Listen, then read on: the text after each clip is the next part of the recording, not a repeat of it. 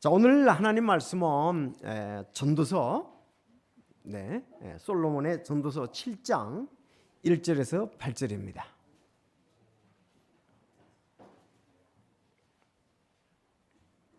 전도서 7장 1절에서 8절 하나님 말씀입니다. 자, 지혜의 말씀입니다. 제가 7장 1절 읽고 여러분이 2절 읽고 이렇게 8절까지 읽겠습니다. 그 방송실이나 우리 전도사님이나 그 마이크를 가지고 내가 읽고 그쪽 읽을 때 읽어줘야 방송에 나갈 때 듣더라고요. 보니까 무슨 말씀인지 아시겠죠? 잘 안 들린다고 그래요. 네, 자, 7장 1절. 좋은 이름이 귀한 향유보다 낫고 죽는 날이 사람의 태어난 날보다 나으니라.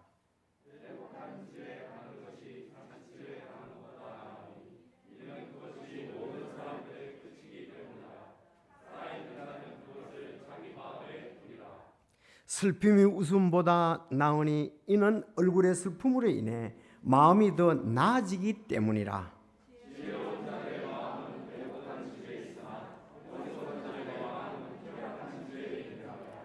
지혜로운 자의 꾸지람을 듣는 것이 어리석은 자들의 노래 듣는 것보다 사람에게 나으니라.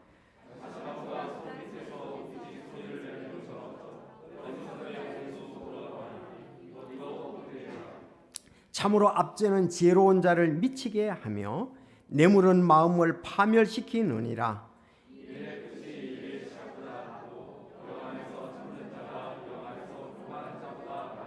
아멘. 기도하겠습니다. 하나님 아버지 감사합니다.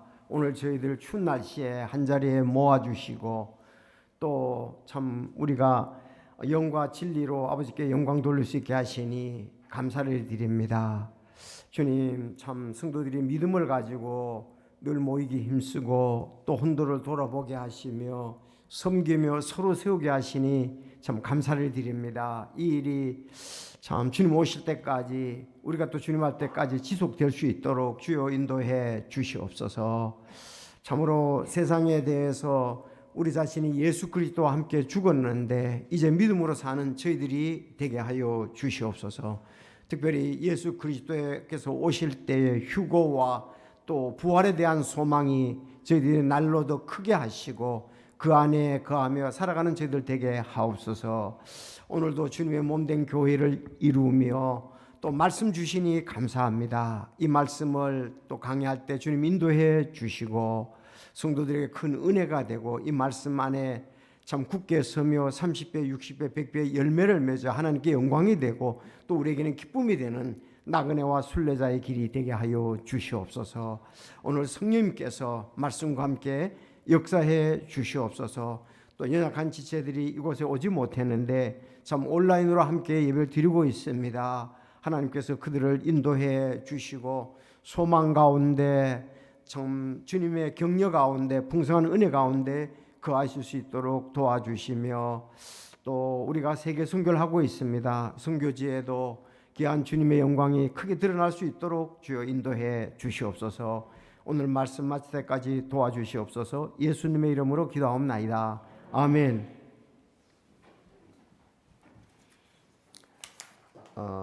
이제 2022년 이제 다음 주면은 다 끝나게 되거든요. 이제 2023년이 저희들 앞에 또 기다리고 있습니다. 자, 그러면 우리가 결산을 어떻게 해야 될 것인가 하는 생각을 해보게 됩니다. 마지막을 어떻게 잘 마무리하고 새해로 우리가 다름질할 것이냐. 그래서 오늘 전도서 말씀에 잘 말씀하고 있습니다. 그래서 오늘 제목은 우리 마음에 항상 두어야 할 것, 우리 마음에 항상 두어야 될 것 세 가지를 말씀합니다. 첫째가 좋은 이름을 마음에 두어야 한다. 약간 생각을 하게 하는 말씀입니다. 좋은 이름에 마음을 두어야 한다. 좋은 이름을 마음에 두어야 한다. 1절입니다. 두 번째는 죽음을 마음에 두어야 한다. 죽음을 마음에 두어야 한다. 셋째는 지혜자의 말을 마음에 두어야 한다. 여기 오늘 본문에 보면 마음이라는 단어가 많이 나옵니다. 그래서 2절에 보면 자기 마음에 두리라, 3절에도 보면 마음이 더 나아지기 때문이라, 4절에도 마음은 애곡하는 집에 있으나 어리석은 자의 마음은, 그렇게 얘기를 했고 7절에도 마음을 얘기를 했습니다. 그래서 우리 마음이 중요하거든요. 그래서 우리 마음에 항상 둬야 할 것, 지혜의 왕 솔로몬이 오늘 본문에서 세 가지에 대해서 말씀했습니다. 그래서 좋은 이름을 마음에 두라, 좋은 이름을 마음에 두라, 죽음을 마음에 두라, 지혜자의 말을 마음에 두라. 그래서 이 말씀을 우리가 또 하나하나 묵상하고 또 나눠 보도록 하겠습니다. 자, 여기 1절에 보면 말씀에 여러분들 귀를 기울이시고 성령의 인도하심을 따르시기를 바랍니다. 좋은 이름이 귀한 항유보다 낫고 죽는 날이 사람의 태어난 날보다 나으니라 그랬습니다. 조금 비유적이면서 상당히 의미 있게 말씀을 했어요. 좋은 이름이 그랬습니다. 좋은 이름이 귀한 향유보다 낫다고 그러는데 이 해석을 우리가 정확히 해야 되는데, 좋은 이름, 이름을 잘 지라는 말이 아닙니다.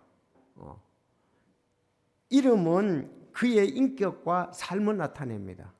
그래서 누구다 그러면은 그 사람의 됨됨이와 모든 것이 그 이름을 얘기를 함으로 그의 인격, 삶이 다 포함되어 있는 거죠.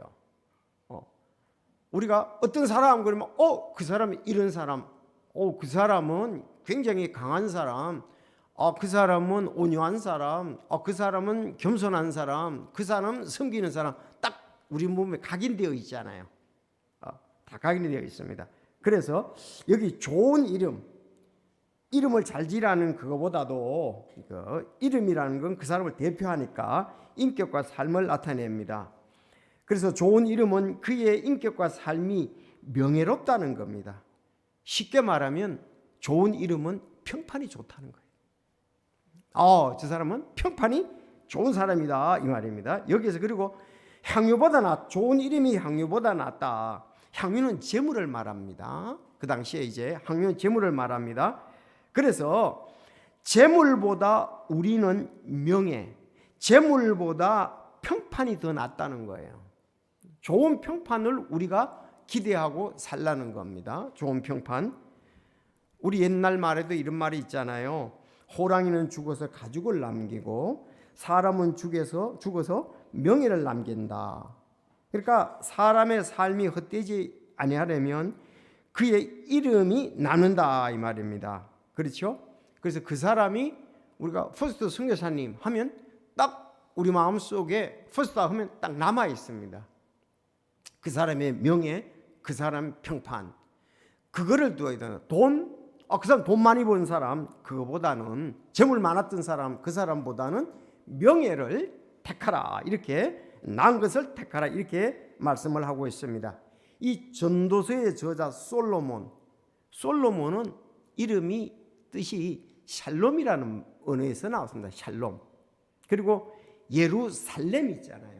여기서도 어원은 살롬입니다. 살롬. 예루살렘도 살로몬, 이거 전부 다 샬롬의 어근에서 나왔습니다. 이것은 그 평강을 말하죠. 솔로몬은 저 사람 이름은 평강이다, 또 평화라는 그런 뜻입니다. 우리 예수님의 이름의 뜻은 자기 백성을 그들의 죄에서 구원할 자이다. 사람들을 죄에서 구원하자이다. 이름과 함께 그분은 그런 일들을 잘 실천해서 명예로운 사람, 좋은 평판을 가졌던 것이라고 볼 수가 있습니다. 자, 그러면 우리가 좋은 이름을 마음에 두는 사람은 어떤 사람인가 하는 거예요. 평판이 좋은 사람은 어떤 사람인가. 우리가 살아가면서 저 사람 하면 그게 나타나야 되는데, 잠언 18장 12절에 앞에 보면 그런 말씀이 있습니다.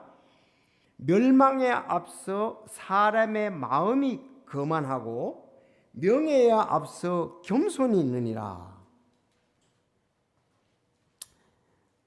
멸망하는 사람들은 거만한 사람이다, 마음이.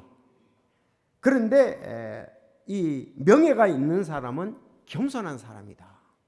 자, 여러분들, 우리가 이걸부터 이제 좋은 이름, 우리 자신의 인격과 평판은 뭘로 오느냐? 겸손하냐 안 하냐에 달려있다. 그래서 잠언 22장 4절에도 겸손함과 주를 두려움으로 말미암아 재물과 명예와 생명이 있느니라 그랬습니다. 여러분, 재물을 원합니까? 빛나는 이름을 원합니까? 장수를 원합니까? 그러려면 겸손하고 하나님을 두려워하면 된다고 말씀하고 있습니다. 솔로몬이 참 주님 앞에서 겸손했잖아요. 처음에 다윗 왕이 그냥 그 영토를 넓히고 많은 재물을 이스라엘에 있게 했습니다. 그리고 그 백성들이 많았거든요. 솔로몬이 왕이 되고 난 다음에 참 나는 아버지 같은 능력이 없습니다. 하나님, 나에게 이 백성을 잘 다스릴 수 있는 지혜와 지식을 주십시오. 그렇게 하면서 희생물을 드렸습니다. 그래서 하나님이 너가 부도 구하지 않고 수도 구하지 않고 그러니 내가 너희에게 다른 왕들이 갖지 않았던 재물과 명예도 주겠다 그랬습니다. 재물과 명예를 준다 그랬습니다. 자, 그래서 정말 그대로 받아서 지금 솔로몬 왕은 지혜의 왕이다는 전 세계 사람이 솔로몬에 대해서 모르는 사람이 없습니다. 지혜의 왕이다. 하나님께서 그에게 부도 주고 명예도 주고 지혜도 주셨습니다. 그러니까 겸손한 자가 하나님으로부터 받는 것이 바로 이런 아름다운 명예다는 것입니다. 지금 어디든지 누구를 보더라도 겸손하지 않는 사람이 평판이 좋은 사람은 한 사람도 없습니다. 겸손해야 평판이 좋습니다. 여러분, 이게 아주 중요한 거거든요. 우리가 옛날에 이제 대통령으로서 나왔던 경합했던 사람들이 그 TV에 나와서 이렇게 서로가 그 자기의 그 어떤 장래에 대해서 대통령이 어떻게 할까 그런 것을 피력할 때 한 사람이 이렇게 말한 적이 있습니다. 나는 옆에 있는 후보자와 같이 있는 것이 부끄럽다. 이렇게 발언을 한 사람이 있었습니다. 후보가 있잖아요. 대통령 후보가 둘이 있는데 뭐 세 이렇게 있겠죠. 근데 이제 유력한 사람이 둘이에요. 그때 한 후보자가 나는 옆에 사람하고 여기서 지금 토론하고 후보자로서 같이 있는 게 부끄럽다. 그 말을 했음으로 인해서 백성들의 마음, 사람들의 마음이 돌아섰습니다. 야, 너가 뭐 얼마나 잘났길래 옆에 있는 후보자와 같이 있는 것이 내가 불편하다, 부끄럽다 이런 얘기를 했느냐. 완전히 교만하니까 그야말로 성경에 있는 것처럼 멸망에 앞서 사람의 거만이 있고 또 명예에 앞서 겸손이니라 그렇게 말했습니다. 누구든지 거만하고 교만하면은 멸망하게 되어 있습니다. 넘어지게 되어 있습니다. 우리는 자기가 겸손할 때에 또 우리 그리스도인들에게서는 핵심이 두 개잖아요. 겸손히 섬기는 것. 예수님이 오신 목적도 겸손했습니다. 마태복음 11장 29절에 나는 마음이 겸손하고 온유하니 내 멍에를 메고 배우라 그렇게 했습니다. 그럼 내가 온 것은 섬김을 받으려 함이야 섬기려 하고 자기 목숨을 많은 사람의 대속물로 주려 함이라 그랬습니다. 모든 그리스도인들의 아름다운 공통점이 있다면 겸손히 섬기는 것입니다. 그것이 바로 우리 이름에 마음을 두는 것이다. 명예에 마음을 두는 것이라고 볼 수가 있습니다. 자, 이제 우리가 이렇게 해서 솔로몬도 겸손하고 하나님을 두려워함으로 시작함으로 하나님께서 재물과 명예와 지혜를 주셨다는 것입니다. 그래서 오늘 우리가 그 말씀처럼 좋은 이름이 향유보다 낫다 이거예요. 이 세상을 떠나게 되면 이제 하겠지만은 평판을 받게 되지 않습니까? 돈을 많이 벌었던 사람들이 그 사람은 돈을 많이 벌어서 그것이 아니라 그 사람은 명예롭게 살았다. 그 부분이 분명히 있어야 됩니다. 그래서 오늘 겸손과 섬김에서 명예가 온다. 따라합시다. 겸손과 섬김에서 명예가 온다. 네. 빛나는 이름은 겸손과 섬김에 있습니다. 그래서 좋은 이름이 향유. 그 당시에 향유는 뭐 재물이에요. 재물. 비싼 거거든요. 오늘날의 금처럼 이렇게 향유가 비싼 거였습니다. 그러니까 재물보다 좋은 이름이 낫다. 내 이름이 명예로운 것이 낫다고 이렇게 말씀을 하고 있습니다. 그래서 우리 마음에 두어야 될 것은 좋은 이름, 좋은 평판에 대해서 그 디모데가 바울의 사역자로 쓰인 것은 그 루스드라와 더베 이쪽 지역에서 평판이 좋았습니다. 루스드라의 평판이 좋았습니다. 그래서 그를 데려갔는데 정말 사역자로서 훌륭하게 쓰인 것을 볼 수가 있습니다. 그래서 우리 마태복음 11장 29절 잊지 마시고요. 나는 마음이 예수님은 겸손하셨고 예수님은 마가복음 10장 45절에 아들은 섬김을 받으려 오지 않고 섬기러 왔다 그런 것입니다. 그래서 교회에 성도들이 아름다운 이름, 아름다운 것은 바로 겸손하고 섬기는 것이다. 그렇게 볼 수가 있습니다. 다른 어떤 잔치보다도 교회의 아름다움은 예수님을 닮아서 겸손하고 또 섬기는 자다 이 말입니다. 우리가 예수님을 믿으니까 예수님을 따라가야 되잖아요. 예수님이 우리의 본보기지 않습니까? 그렇죠? 우리 찬송에도 예수 닮기 원하네 그랬습니다. 바울이 훌륭한 것은 예수님을 닮았기 때문에 그렇습니다. 베드로도 처음에는 자기를 드러내고 교만했지만 제자들도 사실은 교만했습니다. 요한도 그렇고 야고보도. 그러나 성령이 임하고 말씀이 역사하고 예수님께서 3년간 본을 보여주고 가시고 난 다음에 그들에게 성령이 임하면서 예수님이 우리의 본보기에 대해서 닮아가서 그래서 그들이 예수님의 겸손과 섬김을 본받아서 참 주의 사역이 귀하고 많은 사람들이 주님께 돌아오는데 도구로 쓰였던 것을 우리가 볼 수가 있습니다. 자, 우리 교회가 지금도 그렇고 다음 해에도 역시 성도들이 겸손히 섬기는 교회라 그러면은 사람들이 많이 오겠죠. 평판이 좋은 교회가 되겠죠. 그래서 오늘 말씀에 좋은 이름을 마음에 두어야 된다는 것입니다. 아멘입니까? 그 더 아름다운 교회는 없어요. 그 교회 성도들은 겸손하다. 그 교회 성도들은 잘 섬긴다. 예수님을 닮았다. 제일 좋은 교회죠. 두 번째, 우리가 죽음을 마음에 둬야 된다고 말씀을 하고 있습니다. 자, 이것도 약간 좀 비유적으로 나오는 거예요. 죽는 날이 사람의 태어난 날보다 낫다 나으니가 몇 번 나옵니다. 죽는 날이 사람이 태어난 날보다 나으니 애곡집에 가는 것이 잔치집에 가는 것보다 나으니 이는 그것이 모든 사람의 끝이기 때문이라 살아있는 자는 그것을 자기 마음에 두리라. 우리가 살아있습니까? 마음에 둬야 될 것이 뭡니까? 나은 것에 마음을 둬야 됩니다. 죽는 날이 태어난 보다 낫고 애곡하는 집에 가는 것보다 잔치집에 가는 것이 낫다 그랬습니다. 또 슬픔이 웃음보다 낫다고 그랬어요. 슬픔이 웃음보다 나으니 이는 얼굴의 슬픔으로 인하여 마음이 더 나아지기 때문이야. 나으니 나아진단 말이 많이 나옵니다. 여러분들 비교해서요. 지혜로운 자의 마음은 애곡하는 집에 있으나 어리석은 자들의 마음은 희락하는 집에 있느니라 그랬습니다. 그래서 이것을 합쳐서 말하면 죽음을 마음에 둬야 된다는 거죠. 우리가 일의 끝과 참는 자가 낫다고 또 8절에도 말씀하고 있습니다.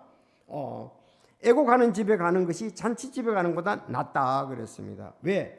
타인의 죽음을 통해 자기 지금 생활을 점검하게 되고 또 종말을 생각하게 되고 삶의 지혜를 얻을 수 있기 때문에 그렇습니다. 우리가 잔치집에 많이 가보잖아요. 뭐 박수 치고 뭐 떠들고 노래하고 먹고 거기서 배울 것은 별로 없어요. 그러나 장례식장에 가면은 숙연하면서 우리 마음이 또 우리 특히 그리스도인들은 하나님에 대해서 생각을 하면서 거기서 또 많은 교훈을 얻거든요. 잔치집에서 얻을 교훈은 별로 없습니다. 진짜 잔치집은 우리의 욕망을 어떤 부분에 더 부추기지요. 잔치집은 욕망을 더 부추겨요. 그러나 죽음, 초상집에 가서도 욕망을 부추기는 것은 없어요. 뭐 이 사람은 오늘 갔더니 뭐 음식은 어떻다, 이 사람은 뭐 하는 사람이었다, 뭐 예물은 뭐이다. 우리 욕망을 더 부추기는 것이 이제 보통 잔치집은 그럴 수 있거든요. 너도 저 사람 같이 되라. 여러분 그런 소리 잘 하지 마십시오. 좋은 것은 저 사람 같이 되는데 나쁜 것은 저 사람 같이 되려면 안 되죠. 세상에 그걸 자꾸 우리가 부추기면 안 돼요. 부모들이. 그러면 신앙 안 합니다. 정말 인생을 잘 살피고 나은 그 진정 뭔가, 올바른 삶이 뭔가, 우리는 그걸로 인도를 해줘야 하는 것입니다. 그래서 일의 끝이 일의 시작보다 낫다 그래. 잘 마쳤다. 이제 끝났으니까 그의 평판이 죽으면 마지막이 돼버리잖아요. 앞으로도 뭐 섬길 일도 없고 다른 사람에게 봉사할 일 없습니다. 이제 그걸로 끝나는데 정말 아름다운 삶이었다. 그래서 우리가 정말 신앙을 잘하고 가는 분들 거기 장례식장에 가보면은 야 진짜 훌륭했어, 감동이 되었어, 본보기가 되었어, 천국에 가서 다시 만납시다, 이런 얘기가 나온단 말이에요. 제가 이렇게 살아가면서 뭐 돌잔치에도 가잖아요. 또 뭐 돌잔치도 가야 되고 우리 회갑 또 이런 잔치집에 갑니다. 잔치집에 가거나 그런 데 가면은 할 말이 많이 있어요. 왜? 앞으로의 계획이라든가 격려해 주고 달리라고 하면 되는데, 그런데 장례식장에 가서 그 말씀 전하는 게 참 어려워요. 진짜 목사는 장례식장에 가서 어떤 말씀을 전할까 그 부담이 되지 않을 수가 없습니다. 근데 그분이 이 명예가 있는 귀한 삶을 살았다면 정말 모두 둘러앉은 사람들이 같이 울고 복이 되고 아멘하고 말씀을 통해서 그런데 할 말이 없습니다. 그 고인에 대해서. 그럴 때 가서 뭔 얘기를 해야 되냐 이거예요. 예? 그래서 이 진짜 초상집에 가서 가는 것이 잔치집에 가서 훨씬 더 나았습니다. 거기서 양쪽 줄에 서고 인도하는데 저는 돌잔치는 좋아요. 뭐 다른 결혼식도 앞으로의 그 비전을 얘기를 하고 격려해주고 하면 됩니다. 그렇게 가라고 말씀을 주고 하면 되는데 초상집에 가서는 그렇게 할 수가 없거든요. 뭔 말을 해야 될지. 그래서 가장 어려운 것이 초상집에서의 그 사람 평판이라는 사실이죠. 특히 믿음의 사람은 그렇게 될 줄로 믿습니다. 그래서 제가 표조 선교사님 장례식에 갈 때 정말 그 후배 목사님들과 성도들이 얼마나 아쉬워하고 주님께 영광을 돌리고, 그때 이렇게 보면 김대현 목사님하고 우리 목사님들이 특송을 하면서 참 한번 쭉 일생을 생각해 보잖아요. 그때 얼마나 복이 되었는지. 바로 그것은 우리가 죽음을 마음에 두면서 살아야 된다. 언젠가는 내가 저렇게 된다는 것입니다. 여러분 특히 시편 116편 15절에 보면 주의 성도들의 죽음은 그분의 눈앞에서 귀중하다. 주의 성도들의 죽음은 그분의 눈앞에 귀중하다. 사도행전에 보면은 그 이제 7장에 오늘 오후에도 언급이 되겠습니다. 스데반의 죽음이 나옵니다. 스데반의 죽음이 돌에 맞아 죽게 되죠. 왜냐하면 신성모독을 했기 때문에 신성모독하면 돌에 쳐서 죽였습니다. 그런데 8장에 보면 사도 바울이 핍박하는 장면이 나와요. 그래도 9장에서 바울이 구원받는 장면이 나옵니다. 왜 그랬습니까? 스데반이 믿음으로 살고 예수 그리스도를 드러내고 구약에 기록된 그 메시아에 대해서 이분이 메시아라는 것을 강하게 증거했는데 바울 사도는 그걸 반대했거든요.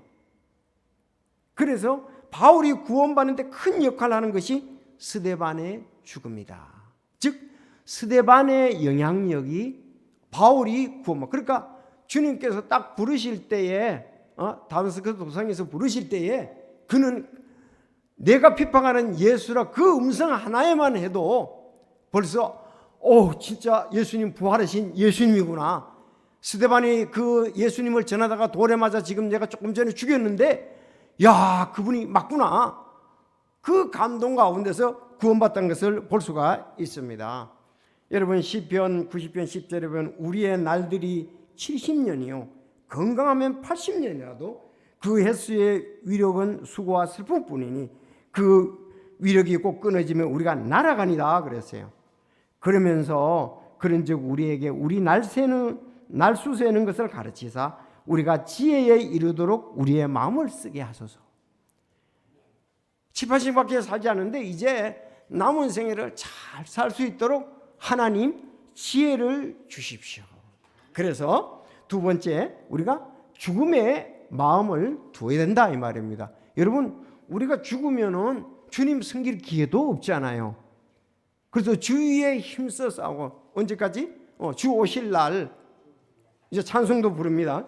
그때까지 주 오실 때만까지 힘써 섬기고 주 오신 다음에는 편히 쉬겠네. 여러분들 오늘 이 참 추운 날씨에 참 대부분의 성도들이 이렇게 다 와서 섬기는 거 얼마나 아름답습니까? 예? 그러니까 주 오실 때까지만 힘써 섬기고 주 오신 다음에는 편히 쉰다. 감격과 감동이 예배에 있고 그런 것은 우리가 주님을 위해서 섬길 때 그런 것이지 섬기지 않으면 감동과 감격이 없어요. 기쁨이 없습니다. 주님 주신 기쁨은 없다는 사실이죠. 요즘 친구들이 보내오는 카톡을 보면 주로 인생 무상에 관한 내용을 많이 보내요. 내가 때가 그렇게 됐는가? 그래서 인생 예수는 해로 늙고 이르는 달로 늙고 여드는 날로 늙는다 이런 얘기가 나옵니다. 이제 늙어가는데 예수는 그래도 한 해에 늙어간다 그러는데 이르는 달마다 늙어간다. 여드는 날로 늙어간다. 이런 인생 무상에 대해서 주로 보내고 있어요. 자, 이것은 갈 때가 가까워 가는 것 같아요.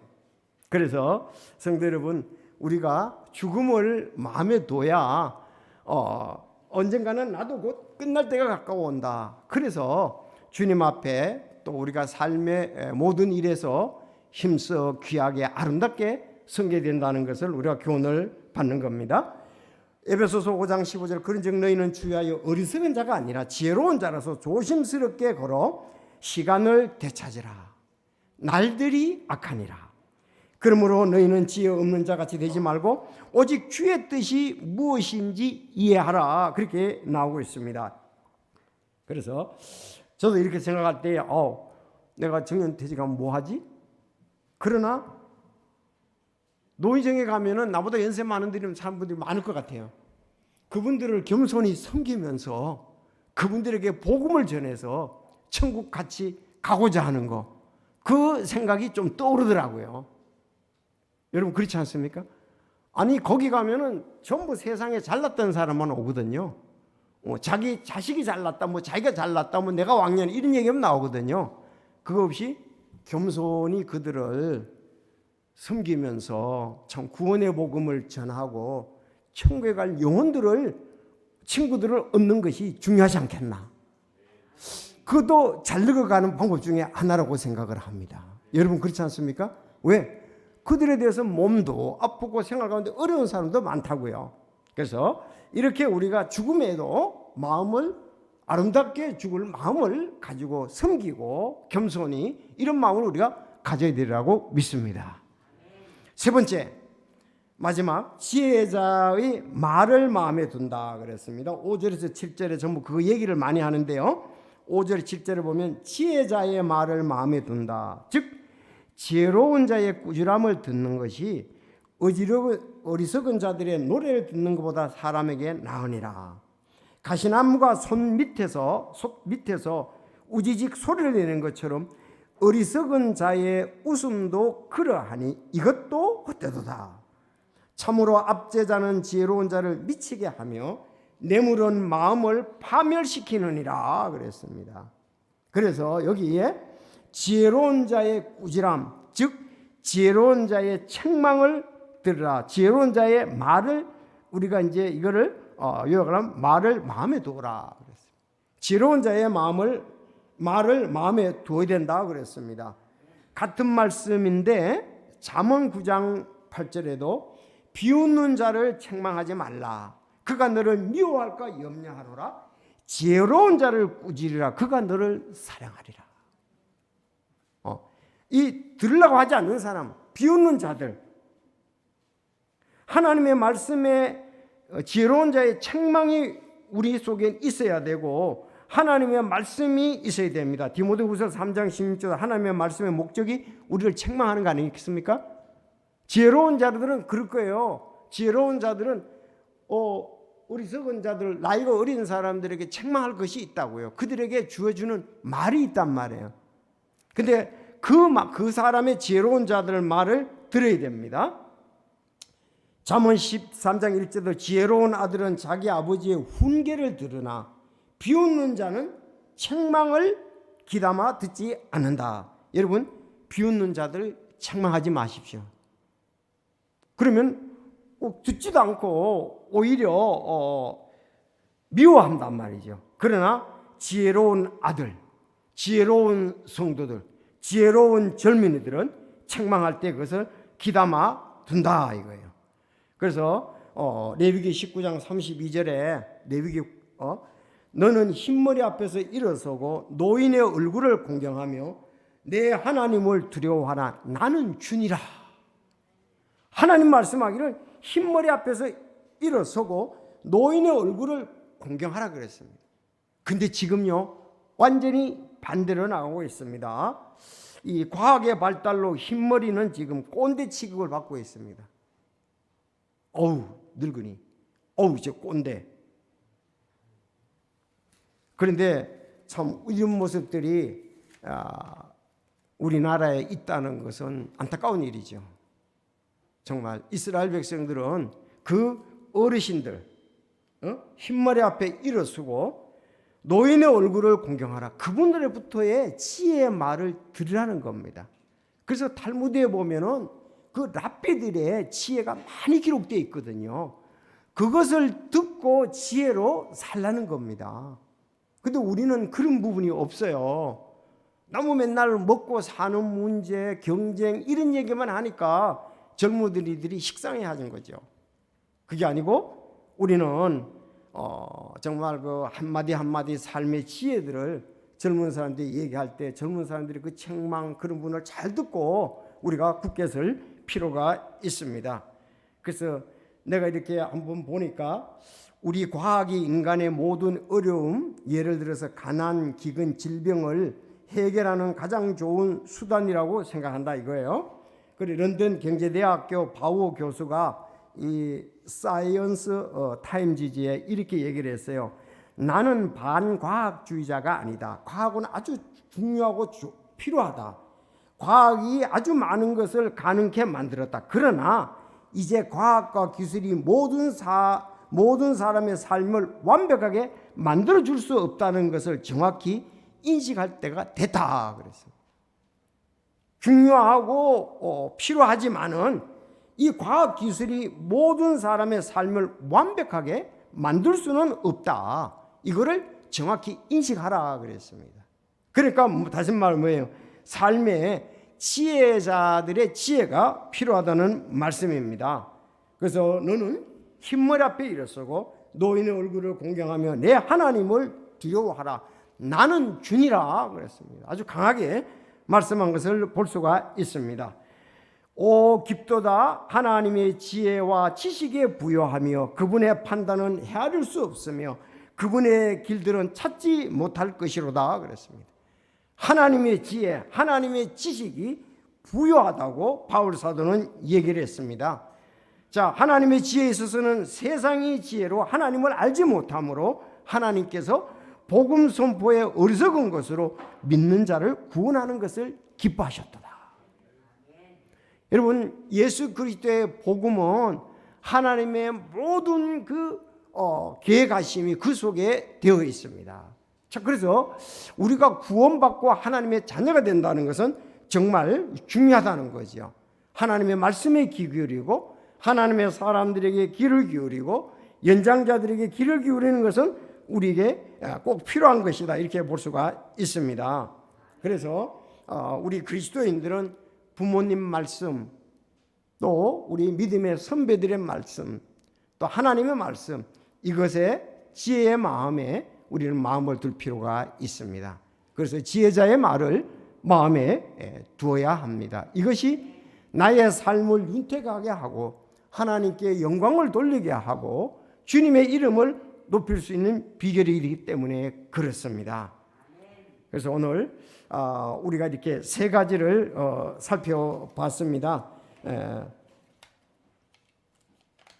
첫째는 좋은 이름을 항상 우리 마음에 두어야 되고, 좋은 이름을 우리 마음에 두어야 되고, 또 죽음을 우리는 마음에 두어야 하고, 지혜자의 말을 마음에 두어야 합니다. 자, 그러면은 이제 마지막이 되었으니까 지혜자의 말, 오늘 잠언에 보니까, 오늘 전도서에 보니까 일의 끝이 시작보다 낫다 그랬거든요. 일의 끝이, 뭐든지 끝을 잘 맺는 것이 중요합니다. 끝을 잘 맺는 게 중요해요. 2022년 끝을 잘 맺는 것 중요하고요. 그런가 하면 직장도 끝을 잘 맺는 것이 중요하고요. 가정도 끝을 잘 맺는 것이 중요합니다. 끝을 잘 맺으면 매듭이 끝을 맺어주잖아요. 매듭. 여러분, 대나무 있잖아요. 대나무는 속이 비어 있지 않습니까? 대나무는 속이 비어 있어요. 그런데도 대나무가 튼튼하고 대나무를 많이 사용하거든, 어떤 나무보다도. 자, 근데 대나무는 매듭에 있어서 매듭 때문에 그게 단단한 거예요. 매듭이 없다면 뭐 대나무는 바르게 쓸 필요가 없는 거예요. 대나무 여러분 아시죠? 잘 망가지지도 않고 매듭 때문에 우리도 매듭을 잘 맺어야 된다. 일의 매듭을 잘 맺어야 되고 해의 매듭을 잘 맺어야 되고 우리가 삶의 매듭을 잘 맺어야 된다. 특히 신앙에 있어서는 시작에서부터 끝까지 잘 맺어야 되는데, 예수님은 정말 그러시잖아요. 예수님은 오늘 비천한 구유에 탄생하셨지만은 처음에도부터 끝까지 33년간을 하나님의 영광을 위해서 하나님의 어떤 분이란 걸 이 땅에 드러내고 영화롭게 오셨다가 영화롭게 가셨습니다. 바울 사도도 핍박자였지만은 다마스커스 도상에서 예수님을 만난 날부터, 그 다음에 우리 지난 주일날 우리 서신기 전사님 했잖아요. 디모데후서 말씀했잖아요.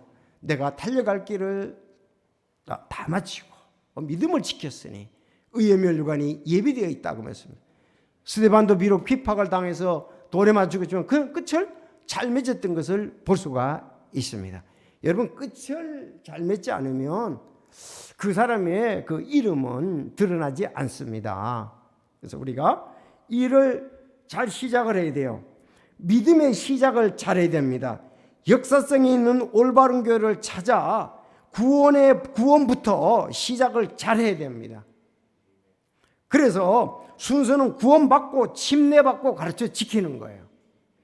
그거부터 돼야 됩니다. 그거부터. 신앙은 시작을 잘해야 돼요. 시작을 잘해야 돼요. 네. 진짜 이 올바른 역사성이 있는 올바른 교회를 찾아야 돼요. 갑자기 탁 하나 터가지고 이단들한테 해가지고, 그건 이단들은 구원의 교리와 그 구원의 복음이 없어요. 없게 되어 있어요. 그래서 시작을 잘해야 됩니다. 두 번째는 일의 과정이 중요합니다. 여러분, 솔로몬은 시작은 잘했죠. 그러나 나중에 이제 중후반을 넘어서 하나님께서 그에게 많은 것을 주셨고 하셨지만은 그가 어떻게 했습니까?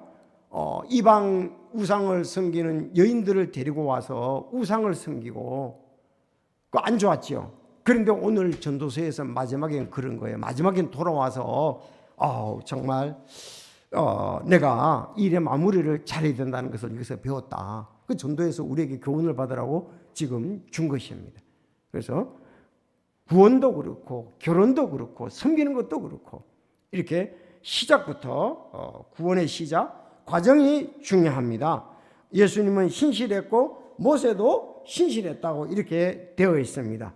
자, 이 일의 끝마무리를 잘 지어야 되는데 그는 전도서 12장 마지막 전도서 12장 13절 14절이 마지막이거든요. 그 구절에서 이렇게 얘기를 했습니다. 우리가 전체 일의 결론을 들을지니 하나님을 두려워하고 그분의 명령을 지키지어다. 이것이 사람의 온전한 의문이라. 온전한 의문이라. 하나님께서 모든 은밀한 일과 더불어 선한 일이든 악한 일이든 모든 것을 심판하시리라. 그렇게 되어 있습니다. 그래서 이게 전도서 이제 그 솔로몬의 마지막이잖아요. 그래서 그가 얘기하는 거예요. 야, 끝도 중요한데 마치는 것이 시작도 중요한데 마치는 것이 더 중요하다, 더 낫다 이렇게 했습니다. 그래서 시작을 잘했죠. 중간에 삐그덕이 했습니다. 다시 마치는 것이 더 좋다 하면서 이 전도서에서 인생의 허무함 그걸 얘기를 하면서 우리에게 귀한 교훈을 주고 있습니다.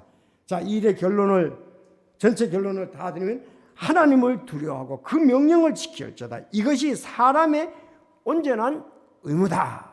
여러분 그렇습니까? 그래서 이제 그때 우리가 하나님 앞에 가게 됩니다.